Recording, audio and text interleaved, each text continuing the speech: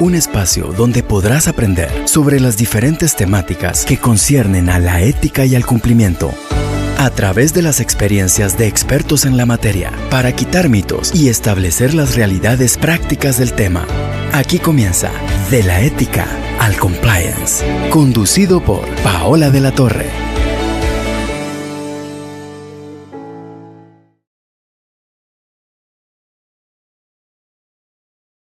Hola, mi nombre es Paola de la Torre y yo soy Compliance Director y fundadora de Ecom, donde transformamos culturas corporativas y por supuesto host de este podcast que llevamos años generando y que hemos creado episodios que realmente dan valor a la cultura de cumplimiento y ética corporativa.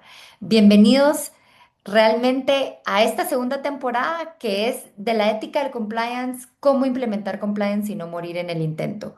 Hoy tenemos un tema realmente interesante, cómo las perspectivas del cumplimiento son reales desde el ámbito académico y la importancia de la implementación práctica de estos elementos. Para abordar este tema nos acompaña Josué Manuel Barrio Silvestre. Él es director de Estrategia y Ética en la Fundación de la Universidad del Valle de Guatemala. Es un profesional con más de 15 años de experiencia en gobernanza institucional, ética organizacional, cumplimiento, auditoría interna y, por supuesto, estrategia corporativa. Actualmente, Josué lidera iniciativas estratégicas orientadas al fortalecimiento del buen gobierno, de la cultura de valores y la transparencia institucional. Cuenta con amplia experiencia en el diseño e implementación de marcos normativos, desarrollo de políticas institucionales, acompañamiento a órganos de gobierno y traducción de principios éticos en instrumentos operativos y mecanismos efectivos de seguimiento y sobre todo rendición de cuenta o accountability. Ha participado activamente en diversos comités institucionales, contribuyendo a procesos de deliberación, supervisión y toma de decisiones estratégicas. Asimismo, ha coordinado el desarrollo del Código de Ética del Grupo Educativo del Valle y administra el canal de transparencia, mejor denominado o más común denominado como el canal de reportes o el canal de denuncias, asegurando la adecuada gestión de denuncias corporativas, la confidencialidad de los procesos y el fortalecimiento de la confianza institucional. Ya voy a terminar, pero es que su trayectoria realmente es súper interesante, Josué. Incluye la planificación y ejecución de auditorías internas basada en riesgos, auditorías de cumplimiento, evaluación de control interno y la presentación de resultados a comités, órganos de gobierno, contribuyendo a la mejora continua y a la sostenibilidad institucional. Por último, quiero decirles que Josué es contador público y auditor de profesión y posee una maestría en cumplimiento de estrategia corporativa, combinando una sólida base técnica con pensamiento estratégico, criterio ético y una capacidad inmensa para trabajar en entornos complejos y de largo plazo o sostenibilidad. Bienvenido, Josué, entonces a este espacio. Estamos encantados, como le dije antes del micrófono, de tenerlo por aquí y por supuesto de tener esta conversación. Felices de tenerlo y poder aprender sobre todo de esta perspectiva de cumplimiento y ética corporativa de un mundo tan complejo e interesante como es la academia. Bienvenido. Muchas gracias, Paola, gracias por la oportunidad y pues espero poderles transmitir un poquito de lo que he aprendido a lo largo del tiempo. Seguro que sí, José. Yo, aquí nadie se va sin que yo le exprima esa experiencia y ese conocimiento, así que gracias por aceptar, espero no se arrepienta al final. Pero vamos a empezar con el tema que hemos pensado y diseñado para poder realmente extraer muchísima información y sobre todo esa experiencia que trae Josué a la mesa y es ¿cuáles son esas perspectivas desde el ámbito académico y qué importancia tiene realmente que exista compliance y ética corporativa dentro de este entorno? Es un entorno, como yo le decía en la introducción, muy complejo. Vamos a hablar de un vínculo fundamental que muchas veces se pasa por alto y es la relación entre la academia y el compliance. Cuando hablamos de cumplimiento, José, solemos pensar seguramente en regulaciones, políticas, controles internos, más usted que es contador y auditor. Sin embargo, pocas veces nos detenemos a reflexionar cómo realmente la formación académica puede moldear la forma en los futuros profesionales si entienden la ética desde su actuar dentro de la misma organización a la que pertenecen. Yo realmente vamos a platicar un poquito de eso, pero a lo largo de mi vida he escuchado diferentes escándalos de malas prácticas o de criterios en instituciones académicas que sin duda atienden, digamos, al compliance o a la ética organizacional de esa institución. La universidad no solo transmite conocimientos técnicos, yo creo que eso todos podríamos estar de acuerdo, sino que también es un espacio en donde se siembran los valores, pero en el día a día, no solo en las cátedras. Entonces, es desde ahí donde quiero que hablemos de esa importancia del compliance y cómo se construyen realmente líderes y profesionales capaces de enfrentar, y yo le voy a decir, tal vez dilemas éticos, con claridad, tomar decisiones responsables y promover esas culturas organizacionales íntegras. Entonces, vamos a atender en este episodio todos esos temas, que yo sé que es un abanico de temáticas, pero como en todos los episodios, José, voy a empezar con una pregunta base. Voy a empezar con una pregunta que nos puede arrancar esta conversación y es, ¿por qué cree usted realmente que es relevante hablar de compliance desde el ámbito académico y no únicamente desde el ámbito empresarial o corporativo o incluso público? ¿Por qué es tan importante hablar de esto en el ámbito académico? Muy bien. Bueno, pues yo creo principalmente que al hablar de compliance debería de ser algo muy estratégico para las empresas. Tradicionalmente, como usted lo decía, se ha visto el compliance como un mecanismo de control, un mecanismo de rendición de cuentas, un mecanismo para prevenir sanciones. Sin embargo, el compliance debe ir más allá de eso, ¿verdad? Hablamos de poder implementar procesos de capacitación específica para los colaboradores, principalmente para el grupo objetivo, que son los estudiantes, ¿verdad?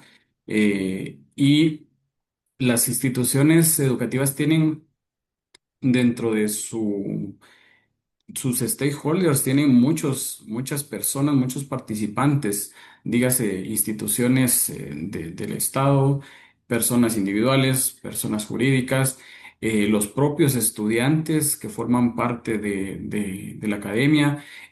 También podemos hablar de los padres de familia, de las familias a las cuales los estamos impactando con los programas, ¿verdad? Y también por el rol que juegan las instituciones, hay muchos aliados, como por ejemplo proveedores a los cuales también nos prestan servicios a nosotros y nosotros también tenemos una obligación con ellos. También por el otro lado hay mucha relación con organismos internacionales, ¿verdad? Por temas de becas, por temas de convenios académicos que se tienen, y en general pues tenemos un abanico de actores o de grupos objetivos a los cuales como institución educativa podemos llegar, ¿verdad? Entonces se vuelve muy importante y todas esas alianzas estratégicas que se pueden construir desde desde la institución de educación son muy importantes. Y recordemos que también como toda institución, pues tenemos procesos internos, ¿verdad? Nosotros gestionamos recursos públicos en algunas ocasiones, los propios recursos que tienen las instituciones. Hay procesos de acreditación específicos, hay procesos de investigación que tienen sus propias particularidades. Necesitamos también administrar o gestionar datos de las personas, de los estudiantes, y también hay relaciones laborales porque tenemos empleados que prestan los servicios dentro de la propia institución, ¿verdad? Todo ello requiere que nosotros tengamos un marco sólido de valores que nos permita a nosotros ser referentes en el cumplimiento de la ética y el compliance, ¿verdad? Entonces, el rol que juegan las instituciones educativas realmente es un rol formativo, ¿verdad? Y en cualquier momento podemos dar el ejemplo a todos los grupos objetivos, como mencionaba anteriormente, y podemos permear esa cultura que queremos construir y no solo en las familias, sino que impactamos incluso en la sociedad guatemalteca con cada una de las acciones que realizamos, ¿verdad? Entonces creo que es muy importante ese rol y esa alianza y que las instituciones efectivamente vean el papel estratégico que pueden jugar esas alianzas que se tienen con las instituciones de educación, ¿verdad?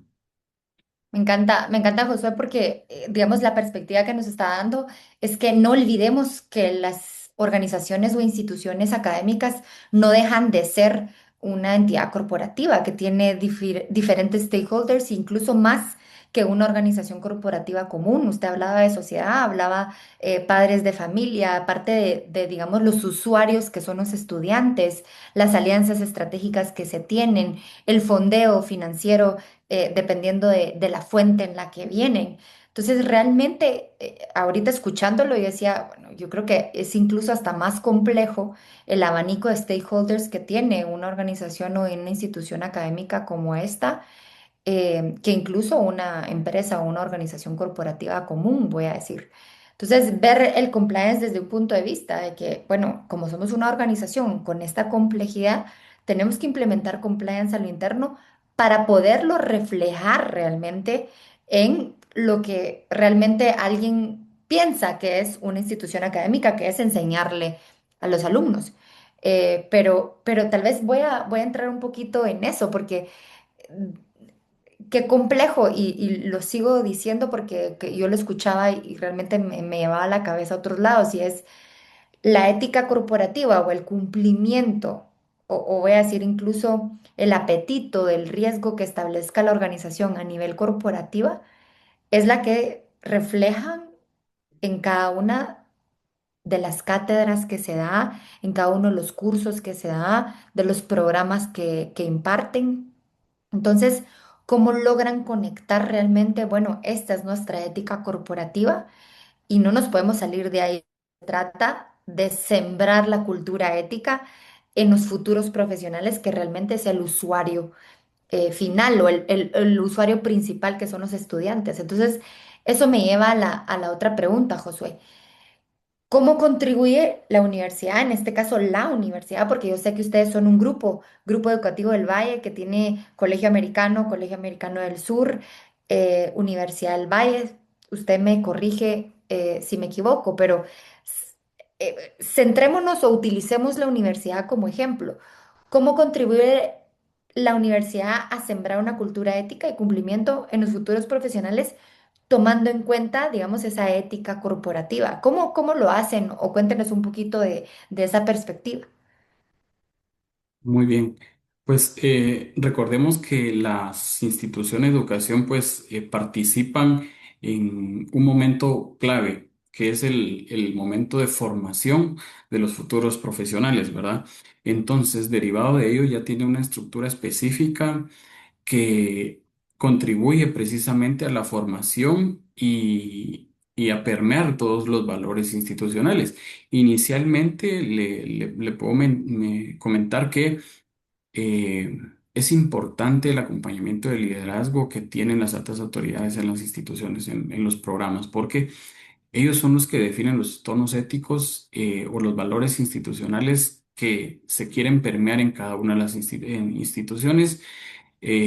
Esto marca y abre el abanico de opciones y de aspectos que se deben considerar al momento del desarrollo de programas formativos. Bien importante porque derivado del abanico de stakeholders que platicábamos, el programa de compliance se diversifica y se necesitan estrategias específicas para cada uno de los grupos objetivos. Por ejemplo, para la parte de estudiantes, es bien importante inicialmente el que exista un código de ética claro, ¿verdad? La definición de valores que que reflejen o que efectivamente sean, que los identifique a los estudiantes como tal en su día a día, ¿verdad? Y principalmente refleje los valores que las autoridades quieren transmitir, ¿verdad? Entonces, luego pasamos a un ámbito de definición de cómo logramos que esos valores se conviertan en comportamientos esperados a nivel de los estudiantes, ¿verdad? Tenemos que trabajar fuertemente en poder definir programas de formación, incluso impactar en los currículum de cada una de las cátedras, ¿verdad? Definir clases específicas que nos permitan a nosotros transmitir todas esas ideas y todos esos pensamientos y la forma en la que deberíamos nosotros de aprender los valores y cómo ponerlos en práctica.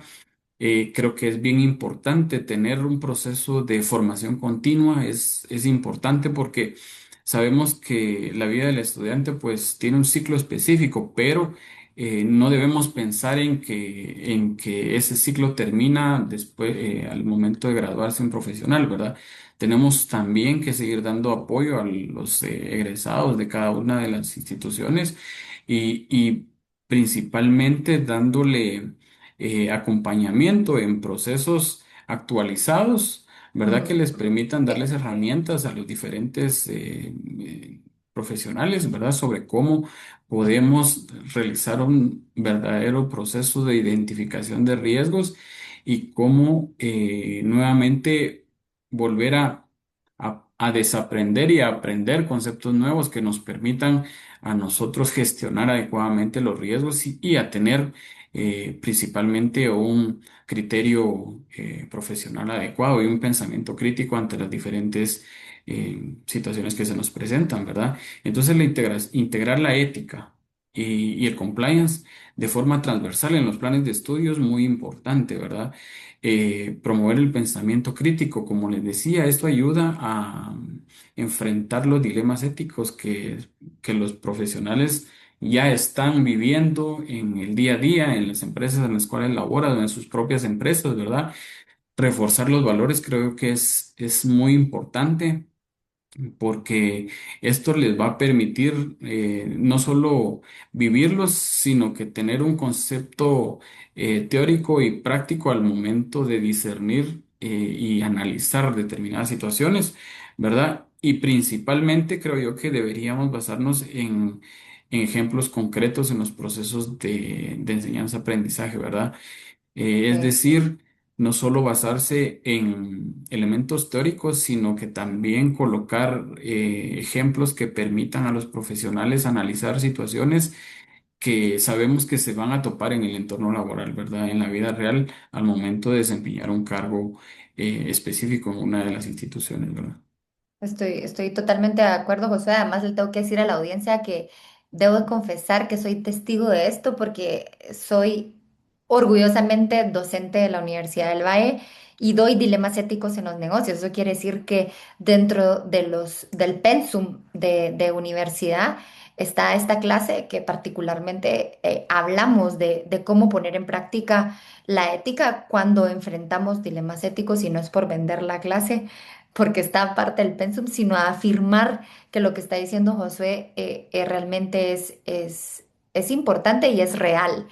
Josué, ahorita que lo estaba escuchando hablar, digamos que una cosa es meterlo dentro de los pensums y decir, bueno, estoy formando a profesionales del futuro, y otra cosa que me imagino es una de las cosas importantes dentro de la universidad es cómo aplicamos la ética y el cumplimiento o el compliance en, digamos, a nivel estructural organizacional. ¿A qué me refiero con eso? Y voy a poner un ejemplo bien simple de un dilema ético que atiende a reglas internas, que es, por ejemplo, el plagio con la inteligencia artificial en las cátedras o en las clases. Solo para entender, digamos, hasta dónde llega esta aplicación o implementación de la ética del compliance en la universidad, ustedes están a cargo de establecer esas reglas de comportamiento de cuestiones que no resultan éticas hacerlas, porque, digamos, cuando hablamos de compliance podemos hablar de legalidad, pero digamos que nadie se va a ir a la cárcel porque sacó de inteligencia artificial algo y lo utilizó. Pero para las reglas y normativas de ética institucional de la universidad, eso es sancionable, ¿verdad? Entonces, para entender también, Josué, el compliance dentro de la universidad, la fundación en general o el grupo educativo, ¿hasta dónde ustedes están metidos en esas reglas o las establecen ustedes como equipo? ¿Ya están establecidos y ustedes lo refuerzan? ¿Cómo lo manejan? Sí, muy bien. Inicialmente quiero comentarle, como le decía anteriormente, que nosotros partimos de un código de ética institucional, ¿verdad? Que es estandarizado. Eh, el propósito es que todas las instituciones basen su marco de acción en estos valores. Luego pasamos a la definición de comportamientos, que ya es llevar a la acción cada uno de los valores. Y esto tiene que ir acompañado de muchas políticas y hablando específicamente en la parte de colaboradores, pues inicialmente se partió con un proceso de realizar un diagnóstico específico de cómo estábamos en cuanto a la vivencia de los valores en cada una de las instituciones. Eh, Después de eso pasamos un proceso a una fase, le llamamos nosotros de dar a conocer nuestros propios valores, que es lo que queremos que conozcan, reforzándolos. Tuvimos un periodo en el cual tuvimos mucho tema de comunicación para esto, para poder utilizar los medios que actualmente se tienen establecidos para reforzar, hacer llegar el mensaje de cómo quieren ser observados los valores. Y luego, pues esto va acompañado de muchas políticas internas, ¿verdad? Y uno de los temas que usted platicaba, que era el plagio, pues se implementaron políticas específicas asociadas a cómo se administra la inteligencia artificial, y luego se estableció un marco de sanciones claro, el cual se construyó con un equipo específico y se implementaron también otros mecanismos asociados que permiten la identificación, como nosotros le llamamos canal de transparencia, que esto nos permite a nosotros identificar casos y gestionar casos específicos cuando se observa llamémosle, una violación a los valores de la institución. Entonces, todo esto va acompañado de un proceso de capacitación, ¿verdad? Nos encontramos en una fase en la que queremos diseñar eh, capacitaciones específicas para todos los docentes, ¿verdad? En cómo lograr ese proceso de identificación de riesgos oportunos derivado de la naturaleza de cada una de las carreras, porque cada carrera y cada cátedra tiene sus particularidades y sus especificaciones, y necesitamos dotar a todos los catedráticos en instrumentos o herramientas que les permitan tomar decisiones en el caso de que se observen casos específicos relacionados de esta naturaleza. Entonces, creo que un aspecto clave es hacer conciencia a los propios estudiantes de que existe un marco normativo, ¿verdad? Que cada decisión tiene una consecuencia, ¿verdad?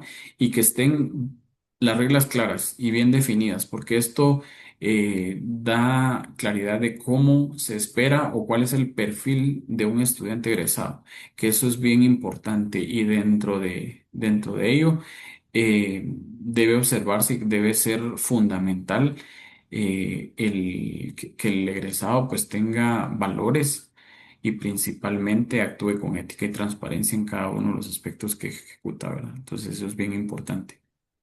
Me encanta, José, porque al final ustedes son los grandes formadores de los profesionales del futuro cercano, voy a decir a nivel universidad, pero en definitiva son ese nicho que los últimos 4 años de academia, voy a decir a aquellos que no sacan maestría, pero salen al mundo corporativo y actúan conforme a los estándares de ética, digamos, impregnados en la universidad. Entonces es una gran responsabilidad y un compromiso por parte de ustedes de no solamente ver que sean buenos estudiantes, sino que además que actúen de una manera correcta según los estándares que están estableciendo en este programa. Porque usted decía, utilizamos el código de ética y varias políticas, que al final en su conjunto es el programa de compliance que ustedes tienen. Josué, ¿Considera usted que la formación académica en esta materia de ética y compliance em, que existe actualmente prepara de manera suficiente a los estudiantes en la materia o cree que hace falta, hacia dónde, cómo ve el futuro cercano, cómo ve las diferentes instituciones, por lo menos en Guatemala, voy a decir, si quisiéramos hablar internacional, adelante, pero un poco, cuénteme cómo ve, digamos, el panorama en este sentido, en el sentido de esa formación académica en la materia. Muy bien, yo creo que con el transcurso del tiempo, las instituciones han tenido avances importantes en esta materia. Han, han incorporado el tema de compliance y valores en los contenidos, han hecho esfuerzos por poder empezar a tocar estos conceptos dentro de la metodología de enseñanza-aprendizaje que se tiene. Sin embargo, creo que todavía estamos en una fase teórica, que creo que es que tenemos que pasar a una fase en donde podamos darle un mayor conocimiento práctico a los estudiantes. Es decir, que les pongamos casos reales, ¿verdad? Casos Sí. concretos que a ellos los pongan a pensar sobre cómo actuar en determinadas situaciones. Eso creo que es bien importante, ¿verdad? Eh, que exista en realidad esa conexión entre la práctica profesional real, que es lo importante que debe estar eso, creo yo que es bien importante. Los egresados efectivamente tienen un alto conocimiento técnico, pero necesitamos que ellos tengan facultades para identificar riesgos, por ejemplo, ¿verdad? Para gestionar conflictos de interés, toma de decisiones, eh, incluso en casos de alta presión, ¿verdad? Porque en el mundo laboral nos topamos con situaciones en donde necesitamos tener bases sólidas para tomar decisiones oportunas, ¿verdad? Y que no pasen a situaciones que puedan afectar posteriormente. Em, Creo que la formación académica debe evaluar más enfoques prácticos de cómo enseñar los conceptos de compliance en general, ¿verdad? También tener mucha más conocimiento interdisciplinario, le podría decir. Esto quiere decir que tengamos casos prácticos enfocados en cada una de las carreras, ¿verdad? Porque pues las universidades tienen diversidad de carreras, pero necesitamos darle casos concretos de cómo se vive, se aplica o se sanciona el compliance en determinado momento en una carrera específica, ¿verdad? Hablarles con temas de experiencia. Necesitamos profesionales que tengan esa experiencia lastimosamente, de casos que ellos han vivido, ¿verdad? Pero que en donde sus bases sólidas le permitieron tomar decisiones adecuadas. Creo que estamos en un contexto complejo porque hay muchos temas y muchos riesgos emergentes que han estado surgiendo, ¿verdad? Entonces, necesitamos ese tipo de herramientas que principalmente nos permitan analizar el contexto, ¿verdad? Sin perder de vista los conceptos y las bases sólidas sobre cómo aplicar un determinado valor. Creo que eso es importante. Yo estoy de acuerdo, Josué, porque, digamos, más los jóvenes de hoy, que digamos, el nivel de atención, voy a decir no nivel, sino tal vez plazo de atención a los diferentes temas depende mucho del gancho al principio, porque ya están acostumbrados, sobre todo al entretenimiento en redes sociales. Hablar de casos prácticos siempre es, digamos, la mejor manera. Hablar de ética y compliance de una forma teórica es hablarlo a 6.000 pies de altura de lo que en realidad les puede llegar a pasar, no solo a los jóvenes profesionales, sino que incluyendo a los stakeholders que forman parte de su grupo. Y lo estaba escuchando y decía, bueno, realmente...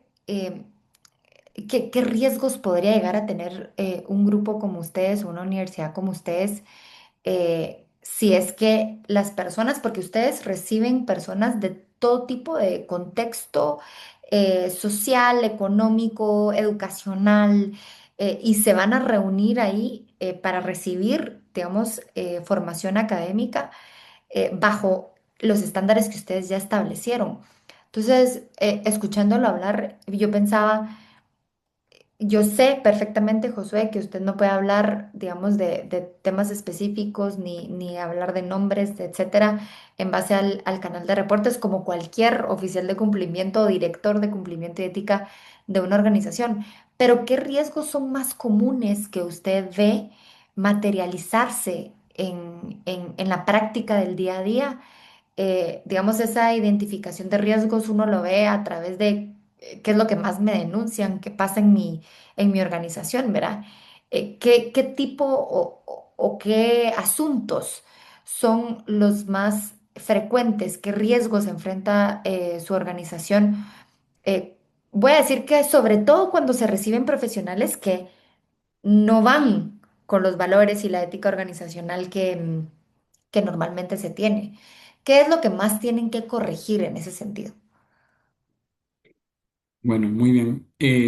Inicialmente, uno de los principales riesgos, le diría yo, es que, que los estudiantes comprendan cómo se viven los valores institucionales, ¿verdad? Eso es importante porque, como usted lo menciona, los estudiantes que van a ingresar, pues traen diferentes conceptos de cómo se aplica o cómo se vive un valor específico en una institución. Entonces, necesitamos estandarizar, necesitamos que ellos comprendan los conceptos, las definiciones y que principalmente sepan cómo aplicarlo de una manera adecuada. Entonces, el proceso de cómo permeamos los valores es importante, ¿verdad? Eh, también hay algunos, es posible que ellos puedan traer algunas prácticas normalizadas que afuera se vean como bien, digámoslo así.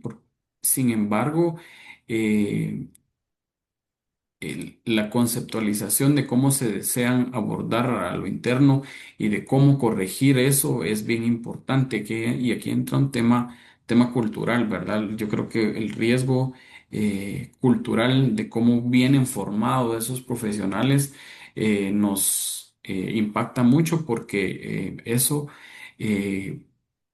tenemos que venir a hacer muchas adecuaciones y a plantearle los valores como nosotros queremos que ellos los vivan y que los aprendan principalmente, que tengan el concepto importante.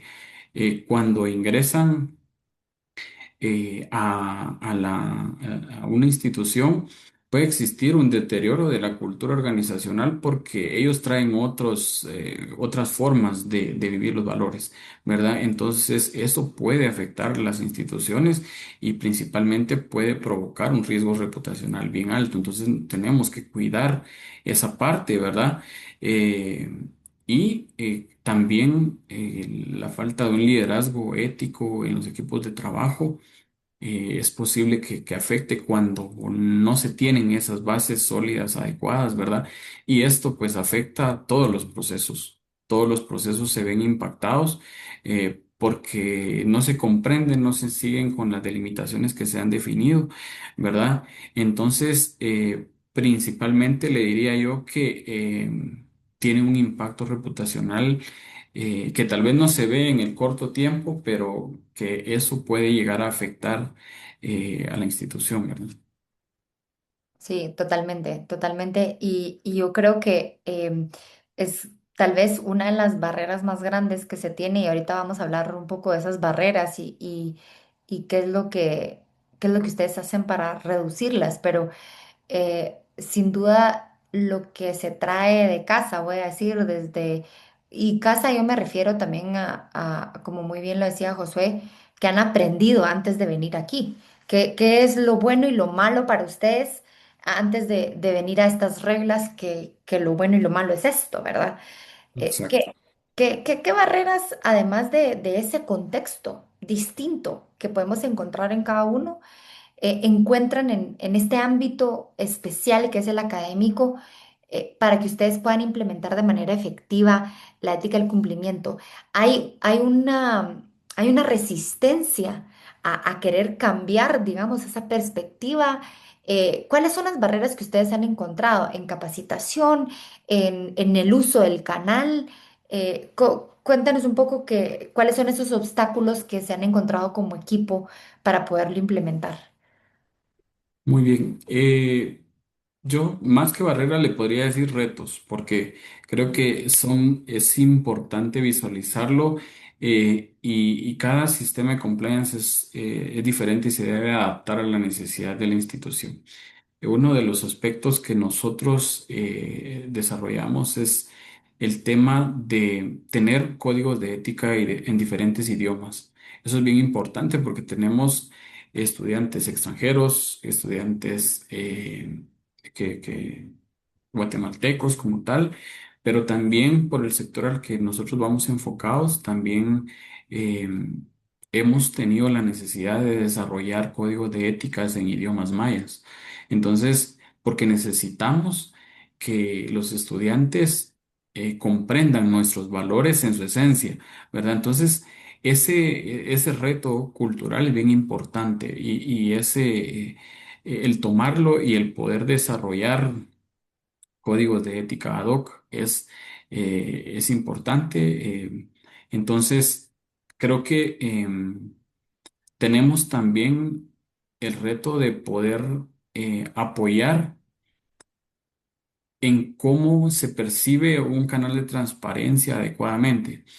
¿A qué me refiero con eso? Estamos desarrollando una serie de iniciativas en donde el canal de transparencia juega un papel importante para formar una cultura de conciencia de cómo se viven los valores. Entonces, eh, el que lograr una cultura de denuncia o de observación es un reto bien importante porque nos pone una vara muy alta en cuanto a tener procesos estandarizados de cómo gestionar adecuadamente los casos, ¿verdad? Entonces, nos exige también mantener un sistema abierto de una red de profesionales que nos permitan asesorarnos en los diferentes temas, ¿verdad? Porque eh, si bien un compliance officer pues tiene conocimientos específicos de cómo desarrollar los valores, pero cuando uno ve los diferentes casos se topa con situaciones en donde dice, bueno, acá qué línea de acción tomo, ¿verdad? Ujú. Entonces, ese es un reto en poder solventar las diferentes situaciones que se presentan en el día a día por cada una de las instituciones, ¿verdad? Sí, yo ni me puedo imaginar, nosotros trabajamos muchísimo con organizaciones corporativas, Josué, y cuesta un montón que el adulto profesional utilice de manera responsable el canal de reportes. Y ya me puedo imaginar el reto que representa realmente que un joven que es todavía inmaduro en incluso poder dimensionar las consecuencias que puede llegar a tener un mal reporte, un reporte malintencionado, y esos efectos digamos, los jóvenes que todavía no han experimentado consecuencias realmente fuertes como lo es en el mundo ya, voy a decir, de la vida real corporativa. eh, entonces creen bueno, voy a poner un reporte por molestar o porque no me cayó bien el profesor o porque la universidad veo que es incoherente y yo soy una activista en este sentido. Bueno, como le decía, no me puedo llegar ni a imaginar ese gran reto que representa poder formar al usuario, que en este caso es un joven universitario del uso de una herramienta tan poderosa como lo es la denuncia. Pero al mismo tiempo, y esto lo estoy diciendo en lo que lo estoy pensando, y es qué gran oportunidad para ustedes, porque a nivel cultural, voy a decir en Latinoamérica, no estamos acostumbrados a denunciar o no tenemos una cultura de denuncia. Nadie nos enseña realmente cómo hacerlo. por qué hacerlo. Y tal vez eso se debe, digamos, un poco a lo que nosotros pensamos que hay de impunidad en las consecuencias de lo que podemos llegar a denunciar. Pero eso se puede cambiar muy rápidamente, esa percepción, si es que ustedes responden, digamos, muy rápidamente a los reportes que se reciban. Y una de las preguntas que yo le iba a hacer es cómo manejan las investigaciones, pero me lo acaba de contestar, que es, nos abrimos a posibilidad de expertos en diferentes materias, porque seguramente ustedes reciben de todo tipo de denuncias, desde malas prácticas personales hasta malas prácticas corporativas que puedan llegar a tener. Entonces, esa barrera particularmente yo no la había pensado cuando le estaba haciendo la pregunta, pero me parece, wow, además que impresionante. Creo que tienen una gran oportunidad de formar a los ciudadanos del futuro cercano, a también responsabilizarse por hacer una denuncia, primero atreverse y segundo hacerlo de una manera responsable, empezando en su misma organización educativa. O sea que me parece un punto súper interesante. Josué, usted hablaba del liderazgo como uno de los temas, que era fundamental tener un liderazgo ético, por supuesto, que fuera el ejemplo en todo esto. Y eso me lleva a preguntarle cómo están estructurados, qué rol juega el liderazgo en su organización en la promoción de esta cultura de cumplimiento.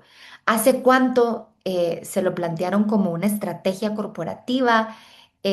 ¿Cómo están estructurados? Es decir, la alta dirección le manda instrucciones a un consejo, tienen consejo o comité de ética.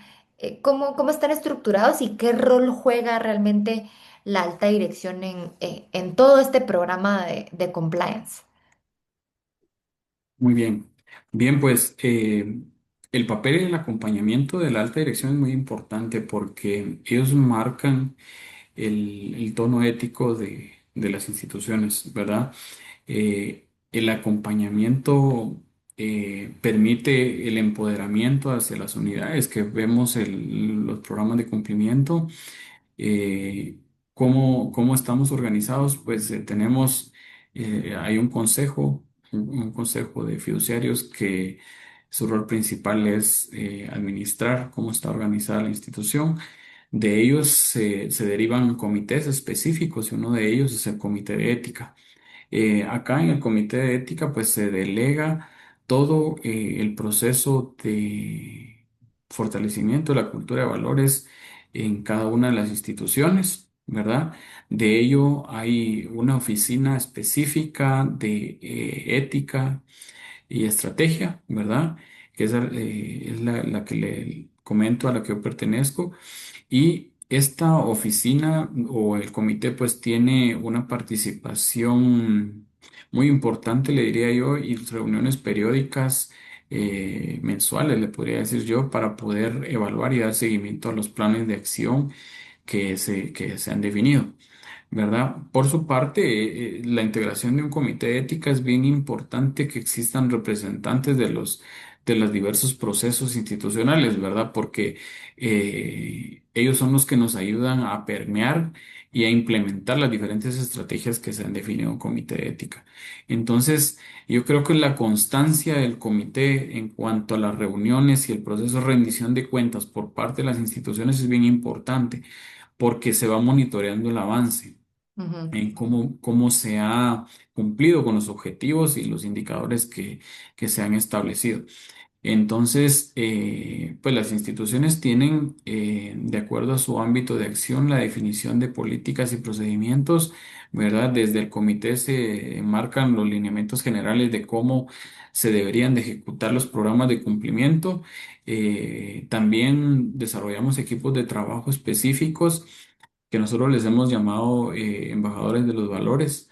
Este grupo es un grupo, por llamarle un poquito más operativo, que nos permite a nosotros el desarrollo de estrategias y de actividades específicas para poder llegar a cumplir con las distintas fases que nos hemos propuesto en la estrategia de comunicación y vivencia de los valores.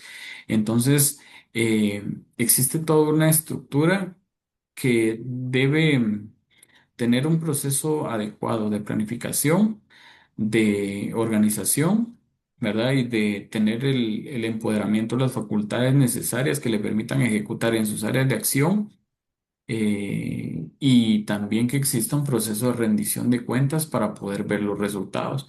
Algo bien importante que nosotros tenemos es que los líderes o las personas, tenemos representantes de las instituciones, como le mencionaba, en este comité, pero también hay representantes de la alta dirección o de este consejo.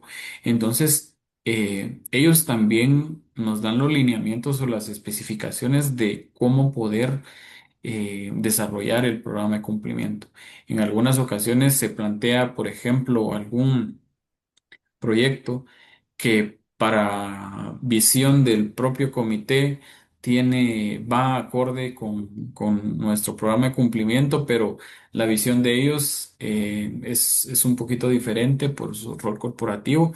Entonces, necesitamos siempre esa guía, ¿verdad? Ese faro que nos permita a nosotros específicamente decidir y tomar las decisiones. Y también, como en toda institución, creo que hay momentos y decisiones difíciles, ¿verdad? Que se derivan de las diferentes situaciones que se dan. Entonces, el acompañamiento y el respaldo de estos órganos es muy importante porque nos permite a nosotros tomar decisiones conscientes y con ese respaldo que se necesitan en caso de que existan inconvenientes que surjan en el camino, ¿verdad? Entonces, de esta manera creemos nosotros que nos está funcionando el programa de compliance y ética. Por supuesto que hay muchos más aspectos que debemos fortalecer, ¿verdad? Y como le repito, creo yo que también otro aspecto importante es la delimitación y la definición de los stakeholders, hasta dónde quiere llegar nuestro programa de cumplimiento, porque teniendo claro el impacto que queremos lograr en estas estrategias y hacia quiénes, nos permite abrir un abanico de posibilidades de qué y cómo lograr permear esa cultura de valores que queremos, ¿verdad? Me encanta Josué porque lo que me está explicando básicamente es que cómo están estructurados permite no solamente tener respaldo y guía de implementación, sino de respuesta, porque están involucrados en la recepción de cualquier tipo de reporte, mala práctica o incluso situación, y también involucrados en, bueno, qué vamos a hacer, qué podemos cambiar, qué podemos implementar, hacia dónde vamos en esta materia. Esa estructura que nos acaba de desarrollar, lo que me dice a mí es, hay un involucramiento en todo nivel. Eso de que haya representatividad en el comité permite también un alcance mucho más grande y general de lo que la organización quiere en esta materia. Entonces, me parece valiosísimo cómo están estructurados y yo creo que tal vez podría denominar el éxito del programa en sí, porque no hay política ni procedimiento que aguante un liderazgo, digamos, voy a decir, divorciado del programa. Entonces, gracias por compartir esa estructura, porque además yo estoy segura que quien esté escuchando este podcast le va a servir muchísimo para también darse una idea de cómo hacerlo y de qué manera funciona en realidad. Josué, ya se nos está acabando un poco el tiempo, pero yo quiero terminar haciéndole una pregunta y es un poco ligándolo a lo que acabo de decir y es quien nos está escuchando que pueda aprender de este podcast. Además que todo lo que acaba de mencionar yo creo que es valiosísimo para el área académica, pero ¿qué recomendaría usted como pasos prácticos? Porque ya hablábamos de la importancia de explicar estos temas bajo la práctica. Además, el podcast se llama así, de cómo implementar compliance y no morir en el intento desde esa perspectiva práctica. Pero ¿Qué recomendaciones le haría al público que está escuchando de pasos prácticos para fortalecer esa integración del compliance en una educación, en una organización educativa, mejor dicho, e impactar positivamente yo voy a decir primero, por supuesto, en los usuarios, que son los estudiantes, después en las familias, que es la sociedad, luego stakeholders, que son las organizaciones que se relacionan con ustedes, y por último, y no menos importante, sino la más fundamental, es la sociedad en la que ustedes se desenvuelven y los estudiantes que están lanzando, digamos, al mundo corporativo. ¿Qué recomendaciones prácticas le diría a esta persona que nos está escuchando y que dice, mañana voy a ir a implementar compliance a mi centro educativo? Muy bien, bien, pues tal vez uno de los primeros aspectos importantes es el fortalecimiento del gobierno universitario. Y esto me refiero a poder llevar, atreverse a llevar estos conceptos de compliance y de valores a las altas autoridades de las instituciones, ¿verdad? Plantearlo como algo innovador, algo que va a tener mucho valor a largo plazo y que va a permitir hacer un diferenciador con las demás instituciones, ¿verdad? Cuando se logra permear todos los beneficios en la alta autoridad de cada institución sobre lo que conlleva un programa de cumplimiento, y todo lo bueno que trae consigo el tener bien estructurado cada uno de los pasos, se logra principalmente el acompañamiento de la alta dirección, como le decía. Este acompañamiento debe ir acompañado de un proceso bien definido de rendición de cuentas. Ya platicábamos anteriormente, como le decía, de la definición de un comité de ética bien importante con miembros que sean referentes de la vivencia, los valores en las instituciones. Esto es bien importante porque permite generar credibilidad en ese órgano, que exista representatividad. eh, la definición de un programa de compliance, creo yo que es bien importante atrevernos a preguntarle a los stakeholders qué es lo que necesitan, cómo lo necesitan, qué esperan de un egresado de una casa de estudios, qué es lo que más valoran ellos de un egresado. Creo que es bien importante el tener esas alianzas estratégicas con las diferentes empresas es bien importante porque nos permite mantenernos enfocados en los aspectos que en realidad les agregan valor a ellos, ¿verdad? Luego vienen muchos aspectos, le podría decir que son importantes: la definición y el tener un código de ética, el poder tener códigos de comportamiento, sanciones claramente definidas en caso de que no existan y no estén definidas. eh, Todo esto acompañado principalmente de un proceso de identificación de los riesgos a los que la institución está expuesta por su naturaleza y por las principales actividades a las que realizan, ¿verdad? Bien importante el medir el impacto de el punto de partida de un programa de cumplimiento y de cómo se ha avanzado a lo largo del tiempo, creo que es clave porque nos va a permitir identificar esos gaps que aún no hemos cubierto con los programas de cumplimiento, ¿verdad? Y creo que también las instituciones de educación tienen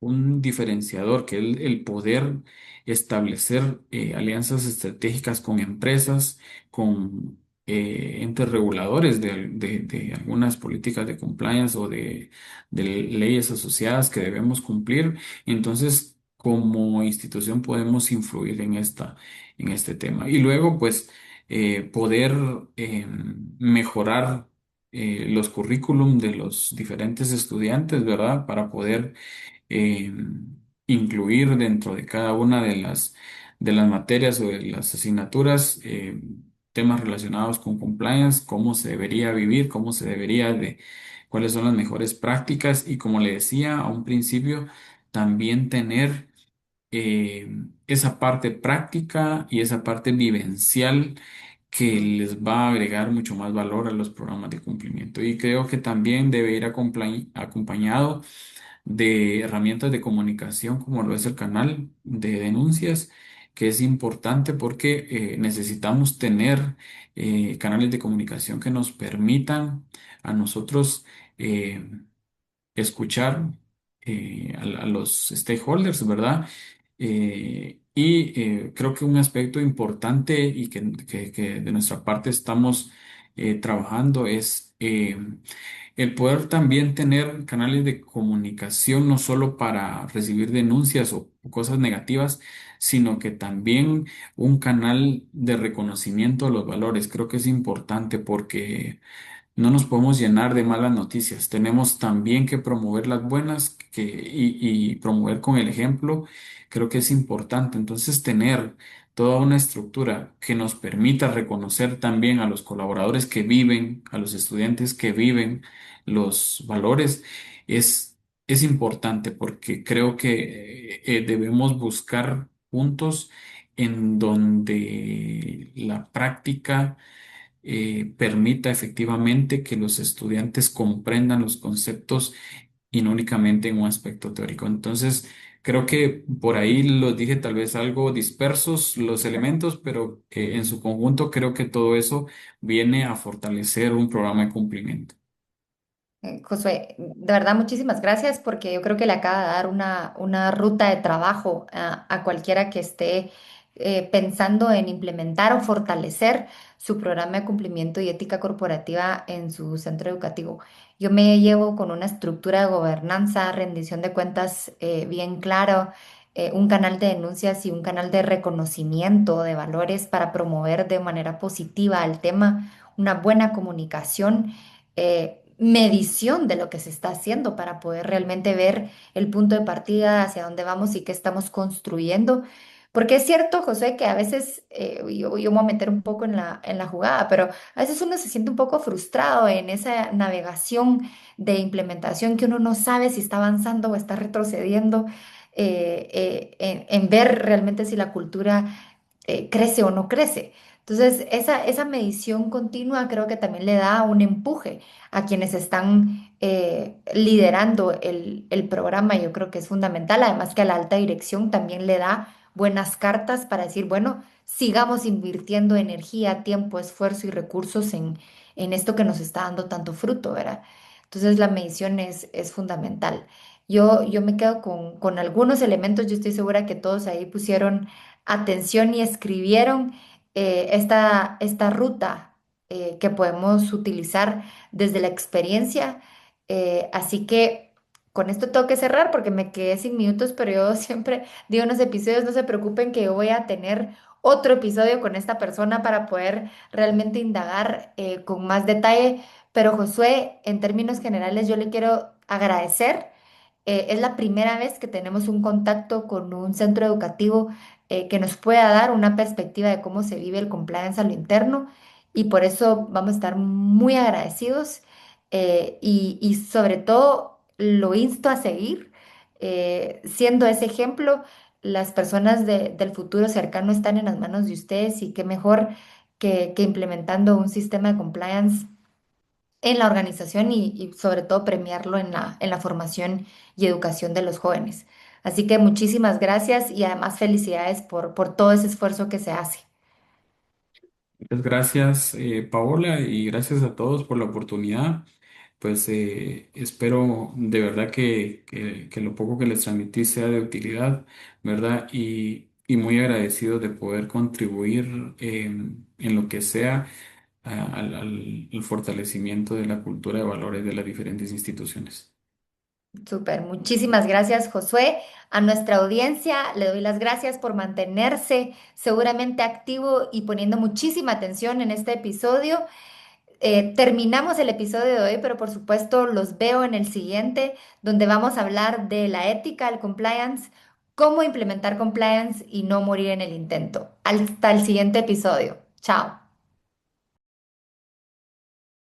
Un espacio donde podrás aprender sobre las diferentes temáticas que conciernen a la ética y al cumplimiento, a través de las experiencias de expertos en la materia para quitar mitos y establecer las realidades prácticas del tema.